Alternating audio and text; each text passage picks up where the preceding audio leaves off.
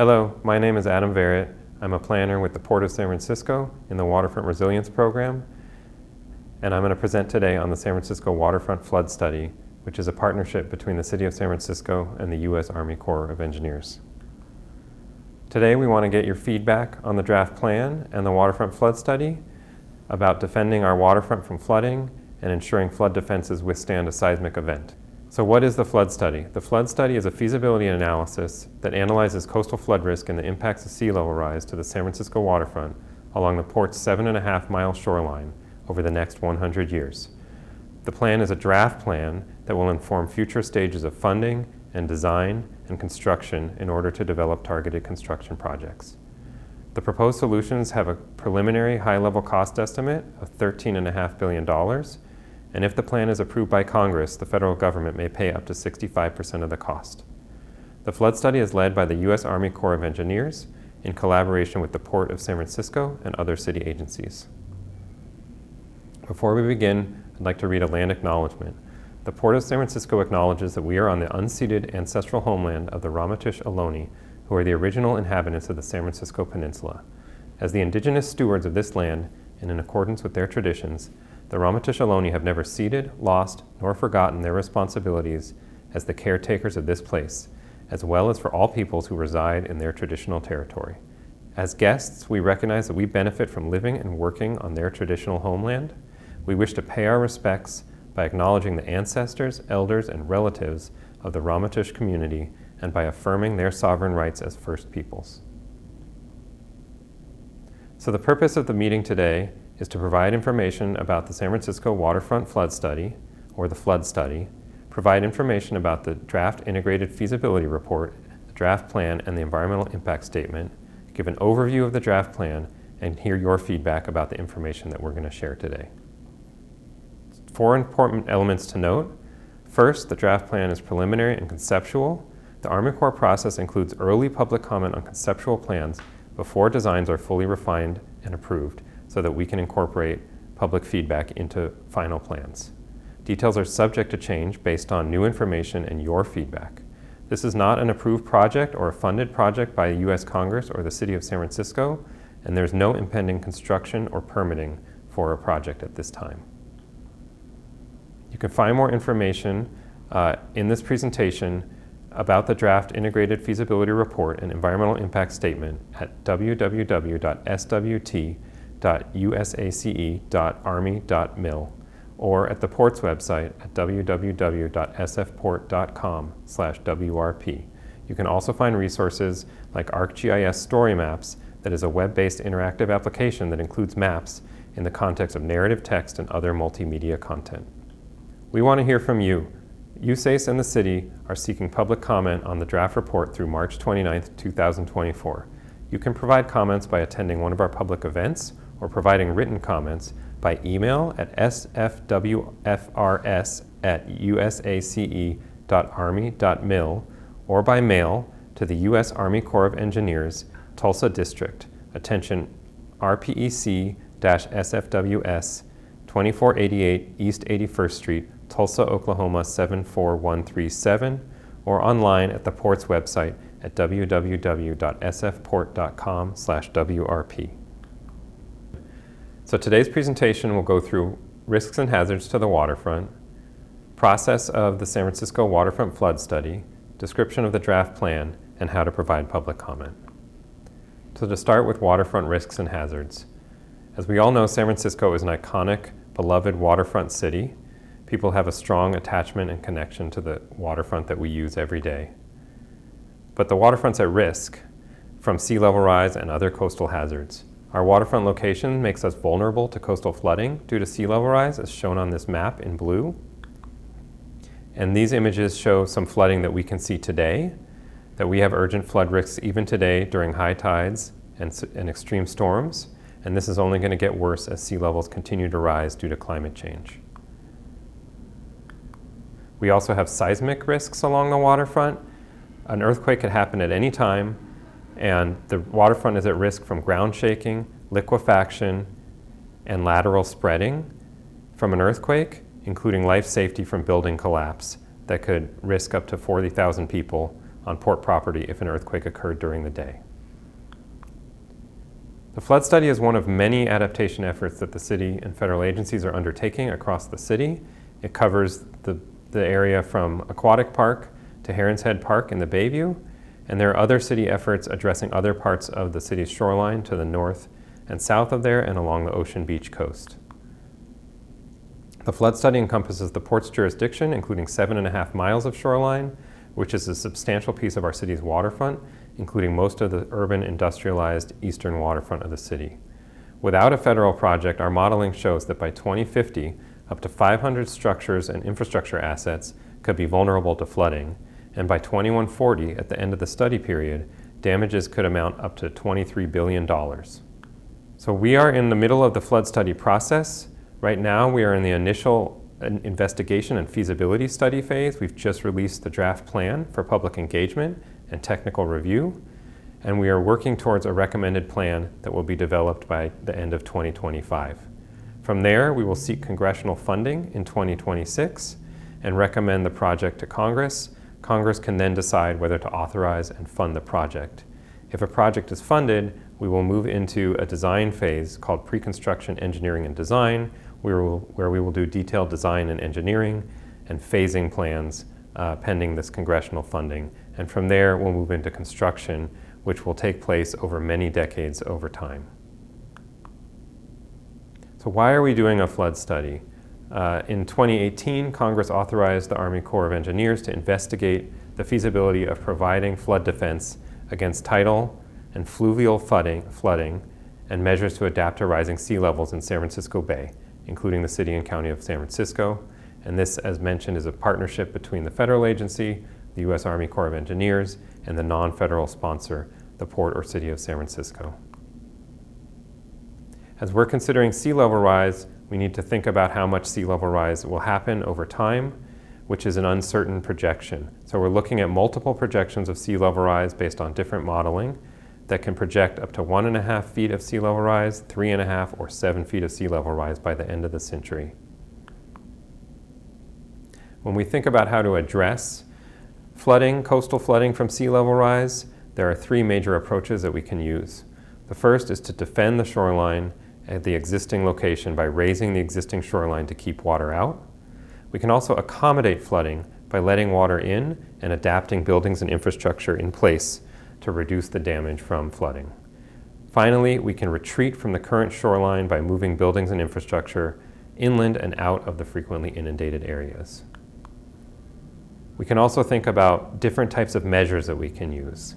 So we can use structural measures that include berms, levees, flood walls, sea walls, raising wharves, and other water management structures.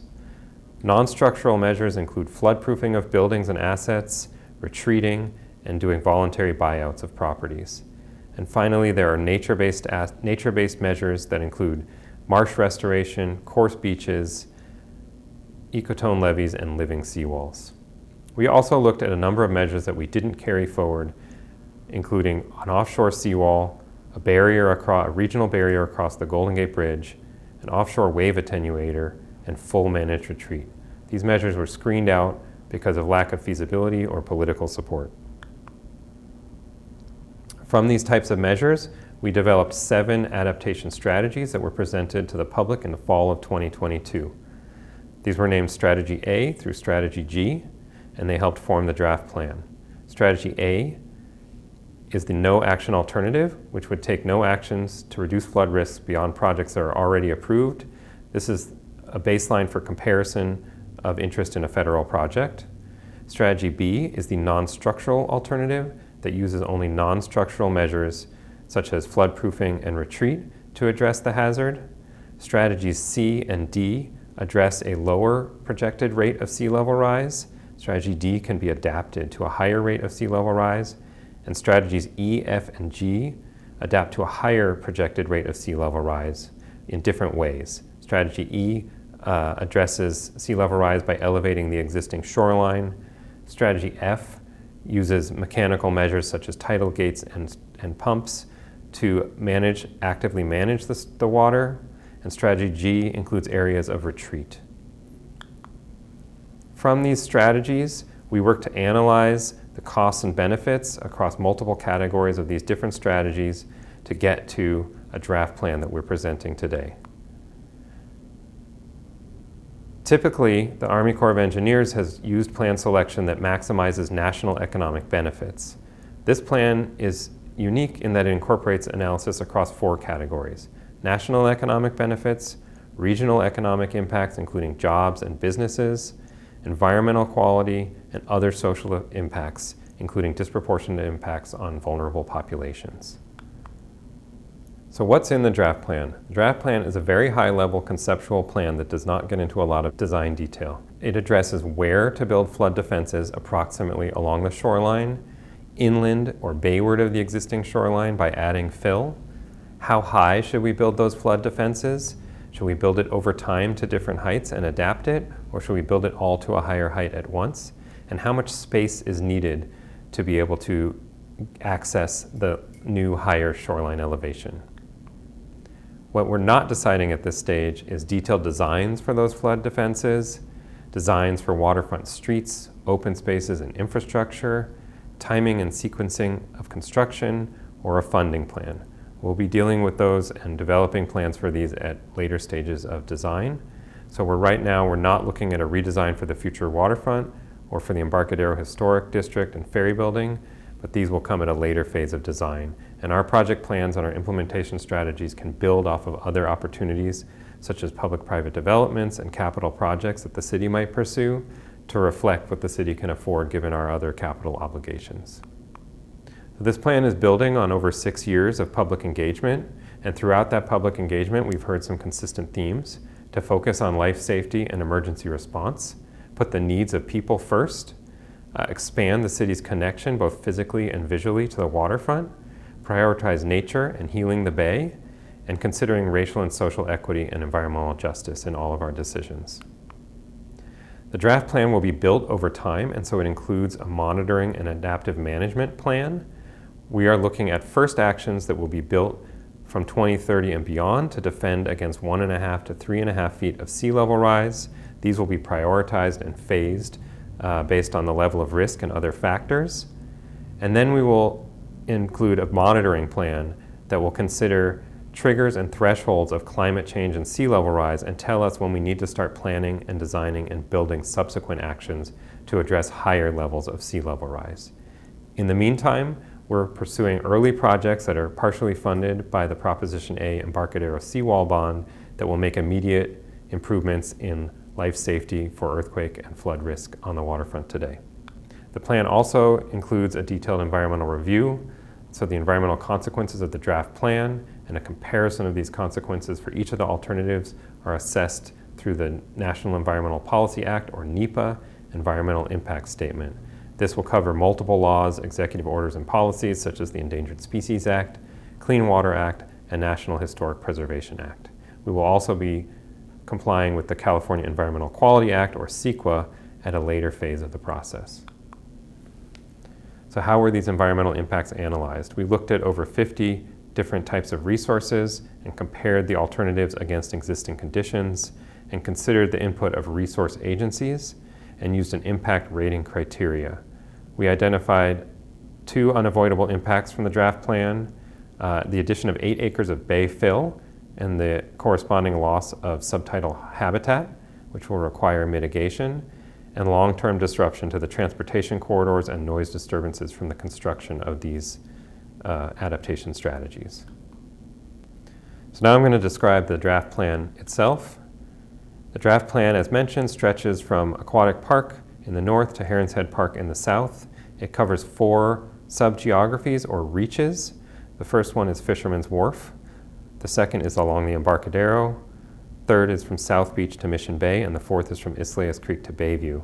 Along most of this stretch, we would propose to raise the shoreline using seismically resilient structures. We would adapt historic waterfront buildings and wharves and elevate these. We would flood-proof the historic piers and select buildings, and incorporate nature-based features such as creek enhancements and living seawalls wherever possible. We also need to make stormwater management adaptations related to the coastal flood defenses. So I'm going to take each reach separately, starting with Fisherman's Wharf. from Aquatic Park to Telegraph Hill. So Fisherman's Wharf is built on higher elevation than other areas of the waterfront and is largely protected by higher ground and existing breakwaters. In this area, we're proposing a non-structural solution by flood-proofing certain structures along the water's edge and adding short flood walls around the piers. Here's what this might look like. We would be modifying select buildings to keep water out or to allow water to enter and exit the facility with minimal damage. And we would be adding short flood walls around the piers to manage our flood risks and defend against higher water. In this area, we would be looking to flood-proof to withstand near-term flood risk. We would be not addressing seismic resilience within this project, but maybe partially addressed through other efforts outside of the flood study. Given that there are no coastal flood defense structures here, we don't have a seismic foundation for these structures. We would maintain our connections to the waterfront and protect our assets and infrastructure systems, and this area would not include nature-based features. We do have other projects in this area, such as the early projects at Fisherman's Wharf that would replace the seawall and wharf at Wharf J9 and incorporate seismic retrofits. Subsequent actions, dependent on the monitoring, would elevate the shoreline, wharves, and historic buildings, add seismic ground improvements, and defend our utility and transportation networks. Reach 2 covers the Embarcadero from Telegraph Hill to the Bay Bridge. This is a low-lying area that sees significant damage from sea level rise over time. In this area, we'd propose to elevate the Embarcadero to defend the shoreline from up to 3.5 feet of sea level rise by elevating the shoreline edge, raising the historic buildings and wharves, and adding short flood walls around the piers. In this area, the decision was made to address a higher rate of sea level rise, up to 3.5 feet, because of the density of infrastructure and complexity of the transportation and utility systems in this area, and the disruption that would be caused by multiple construction periods. This image shows how we would raise the shoreline by rebuilding and elevating the seawall along the existing shoreline, and then grading gradually back to the existing city grade. We would do that so that we could keep visual and physical connection to the waterfront. And we would also elevate the wharves parallel to the shore, and the historic bulkhead buildings on top of those wharves would be preserved as well. You would transition to the piers, which would stay at the same elevation, but with a 2-foot flood wall around the piers. In this area, we would elevate our shoreline to withstand up to 3.5 feet of sea level rise and include seismic ground improvements under the roadway, as well as structural improvements on the wharves and bulkhead buildings. We would maintain that connection to the waterfront and defend our transit and utility networks. And we have nature-based features such as living seawalls and a coarse beach included as optional elements.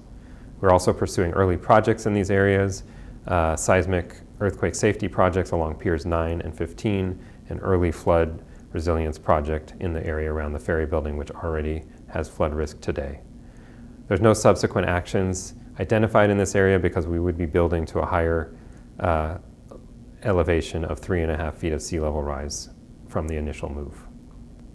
Moving to Reach 3, South Beach to Mission Bay. This is going from the Bay Bridge through South Beach and the ballpark, all the way around Mission Creek and down to Potrero Point at the south end of Mission Bay. In this area, we see a very low-lying area that largely used to be open bay or wetlands, and so we see a high flood risk and lots of damage in this area. We propose in this area to elevate the shoreline to defend against 1.5 feet of sea level rise using a combination of measures, including seawalls, flood walls, levees and berms, and nature-based features, and closure structures on the bridges. In this area, we would propose to elevate the shoreline to defend against up to 1.5 feet of sea level rise that could be adapted later to 3.5 feet of sea level rise, because there's more space and ease to adapt in multiple stages over time without causing huge amounts of disruption. We also propose to add closure structures along the 3rd and 4th Street bridges across Mission Creek. These would fill in gaps in the elevated shoreline during times of high water, such as extreme storms or high tides, and prevent flooding into the neighborhoods. It's anticipated that these closures would be very infrequent, less than once a year for the next several decades, and ultimately, after that period, the bridges would likely have to be replaced and elevated at a higher elevation. In the South Beach Mission Bay area, in our initial actions, we elevate the shoreline to withstand up to 1.5 feet of sea level rise with seismic ground improvements.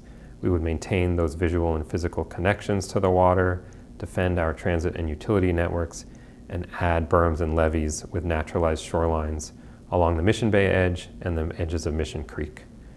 We have early projects in these areas to address immediate seismic safety risk at Pier 50 and Piers 24.5 to 28.5, and there would be a subsequent action to elevate the shoreline to withstand 3.5 feet of sea level rise that would be based on monitoring sea level rise over time and adapting that earlier action to a higher elevation later. Moving to Reach 4, the Isleas Creek and Bayview area, we are looking from Potrero Point to Heron's Head Park, and we're looking at another area that is built on largely fill and is very low lying and sees a significant amount of damage in this industrial maritime area. In this area, we would also be proposing to elevate the shoreline to defend against 1.5 feet of sea level rise, using a combination of flood walls around the piers, levees and berms, and nature-based features. In this area, we would be also looking to have a closure structure along Illinois Street Bridge, and the 3rd Street Bridge is currently being replaced by the Department of Public Works. This image shows what those vegetated berms or levees could look like. They're areas of raised ground that can help prevent flooding, but keep waterfront access with ecological and recreational features such as walking or bike paths. In this area, similar to the South Beach Mission Bay area, we would propose to elevate the shoreline to withstand up to 1.5 feet of sea level rise with seismic ground improvements. We would maintain those visual and physical connections to the water, defend our transit and utility networks, and include habitat enhancements along Isleas Creek, the Pier 94 wetlands, and Warmwater Cove Park. As I mentioned, there's an early project in this area to replace the 3rd Street Bridge that will elevate and adapt that bridge to address sea level rise. And we have a subsequent action to elevate the shoreline to withstand up to 3.5 feet of sea level rise that will be based on monitoring of sea level rise over time. This plan responds to public feedback in a number of ways. So we're looking at focusing on life safety and emergency response by protecting the shoreline with over 7.5 miles of new flood defenses and protecting our disaster response facilities. We are prioritizing people and defending assets such as housing for 13,500 residents, services, and cultural and community assets. We're looking to maintain and expand connections between the city and the waterfront, prioritizing nature and healing the bay and adding natural and nature-based features wherever we can, including wetlands, living seawalls, and vegetated berms. And now I'm going to turn to public comment. As mentioned, we are seeking public comment on the draft plan and environmental review through March 29th, 2024. This is going to help us make decisions about how to prepare for coastal flood risks from sea level rise and intense storms caused by climate change, and consider the potential environmental impacts from building these coastal flood defenses. You can read the full draft report at sfport.com/WRP/draft-report. And there are several ways that you can provide comment: by attending one of our public events or providing written comments by email to sfwfrs@usace.army.mil, or by mail to the U.S. Army Corps of Engineers, Tulsa District, attention RPEC-SFWS, 2488 East 81st Street, Tulsa, Oklahoma 74137, or by visiting the port's website at sfport.com/WRP. Finally, this is a once-in-a-century opportunity to not just defend our communities, our assets, and our infrastructure against coastal flooding and earthquake risks, but also to invest in a great public waterfront to go along with these flood defense projects and realize our vision for a waterfront of the future. Thank you.